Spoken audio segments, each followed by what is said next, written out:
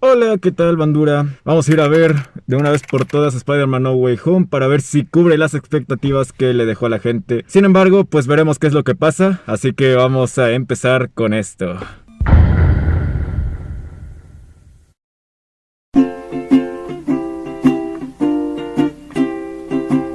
El 15 de diciembre del 2021 ha salido en los cines Spider-Man No Way Home, la película más esperada del año.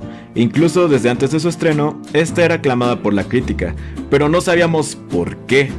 Ahora que el público general ha tenido acceso a dicho largometraje, han salido miles de reseñas y escenas filtradas a lo largo de todo internet, y muchos coinciden que esta cinta de cierta forma ha redimido al Spider-Man de Tom Holland, ya que ha atravesado uno de los cambios más grandes de toda su historia, y según la gente, por fin está actuando como un hombre araña, porque ya no necesita de Tony Stark y ha atravesado la pérdida. Si no tienes idea de lo que estoy hablando y no quieres recibir spoilers de esta película, te advertiré por última vez que este video contiene spoilers de los acontecimientos más importantes a lo largo de la película. Dicho esto, vamos a comenzar.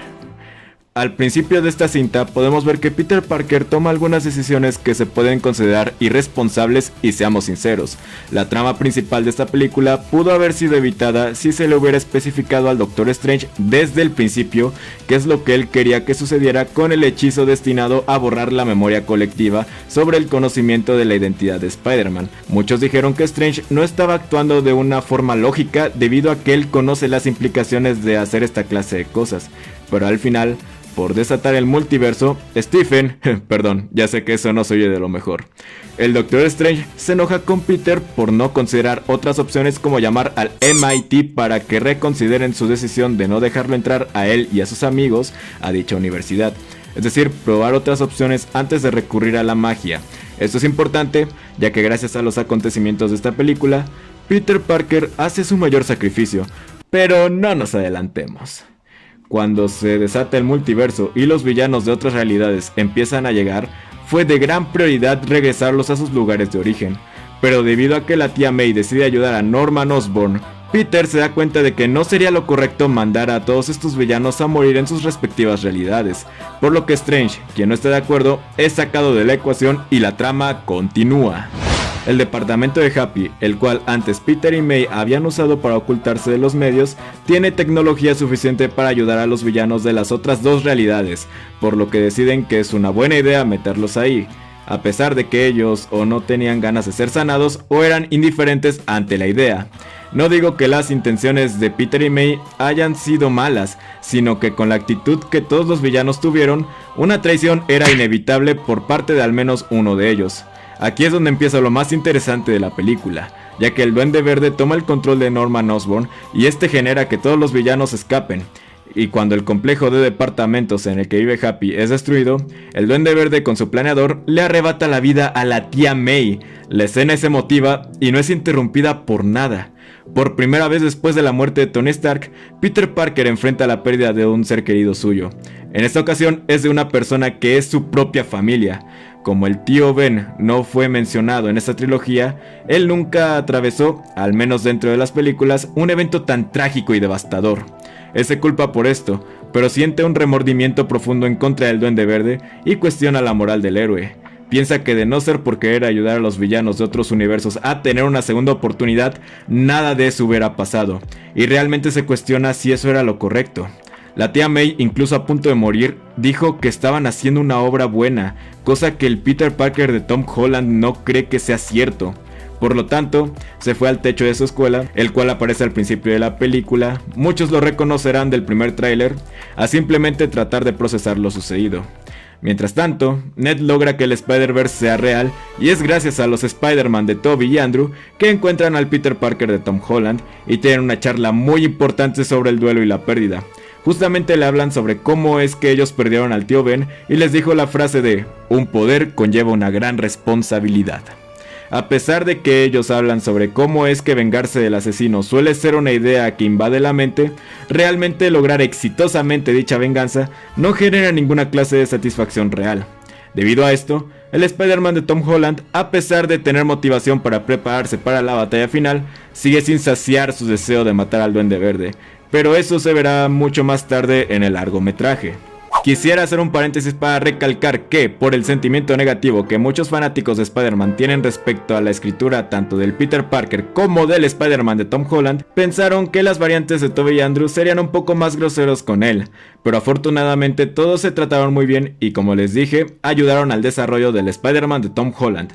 Lo que muchos pensaban que iba a pasar es que los otros Spider-Man le iban a decir a Tom cosas como que él era un niño y que ellos habían sufrido más que él, aparte de que no tienen un Sugar Daddy metálico, sin mencionar que ellos habían hecho sus trajes a mano y demás insultos que solo los fanáticos más agresivos se saben. Sin embargo, el cariño mutuo que se tienen los tres Peter Parker es incluso bonito. El Spider-Man de Andrew lo expresa abiertamente antes de coordinarse bien en la batalla final. ¡Qué lindo! Después de curar a casi todos los villanos de las cadenas que los condenaban al mal, aparece el Doctor Strange después de 12 horas en tiempo real y aparece el último villano pendiente, el Duende Verde. Gracias a una de sus legendarias bombas, la caja de Strange en donde se mantuvo bajo el control el hechizo que desató el multiverso se rompe y dicho hechizo se descontrola. Después, el Spider-Man de Tom Holland pelea contra el Duende Verde y está a punto de matarlo, pero el Spider-Man de Tobey interfiere. A esto me refería con que, a pesar de la plática que tuvo anteriormente, este no estaba satisfecho y quería conseguir venganza contra el que le arrebató la vida a su tía. Debido a esto, el Spider-Man de Tobey termina apuñalado como si estuviera en un barrio de Latinoamérica. Después de esto, el Spider-Man de Andrew lanza el antídoto para este último villano y este termina curado, evitando así sus destinos iniciales. Uno pensaría que aquí acaba todo, pero hay una cosa más. Como el Doctor Strange no puede contener el hechizo durante mucho tiempo, además de los villanos que hicieron una aparición en esa película, otros villanos de diferentes realidades se colarían dentro del UCM, por lo que el Spider-Man de Tom Holland hace un sacrificio y decide que lo mejor es que el Doctor Strange use el primer hechizo que este iba a hacer dentro de la película, lo que significa que absolutamente nadie recordará a Peter Parker. Después de una emotiva despedida entre MJ, Ned y él, el hechizo se concluye, haciendo que absolutamente todos los que vienen de otros universos sean mandados a sus lugares de origen y nadie tenga en su memoria a Peter Parker. La gente piensa que es perezoso borrar la memoria de los personajes después de una gran aventura, y no los culpo, porque eso significa que los personajes no aprenderán nada de esa experiencia, pero en este caso fue manejado de una muy buena manera, ya que hay un motivo para que esto suceda, y es el resultado de todo el viaje que titularon como Spider-Man Sin Camino a Casa. Muchos consideran que este ha sido el mayor sacrificio dentro del UCM, pero creo que todos sabemos quién realmente se ha ganado ese privilegio. Nunca hay que olvidar el sacrificio de Ned en Spider-Man Homecoming. Pero dejando las bromas de lado, ahora nadie recuerda a Peter Parker. Sí al Hombre Araña, pero ahora su identidad es anónima una vez más. Incluso trató de buscar a MJ y a Ned para que lo recordaran, pero al final se quedó solo. Además se mudó a un nuevo departamento e hizo su propio traje de Spider-Man desde cero, con tela y una máquina de coser, dando así paso a una nueva trilogía para el Spider-Man de Tom Holland. En palabras de muchos fans, el Peter Parker de Tom ahora también se ha convertido en un hombre araña, sin mentores, sin trajes con nanotecnología y con una responsabilidad gigante. La peor parte es que nadie dentro del UCM recordará lo que hizo Peter Parker y lógicamente no recibirá el crédito que alguien más recibiría por un sacrificio de esa magnitud.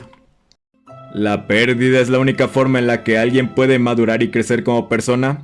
Afortunadamente, la respuesta no siempre es afirmativa, o al menos no siempre una pérdida así de trágica es necesaria para que alguien cuestione sus acciones y tenga la capacidad de valerse por sí mismo.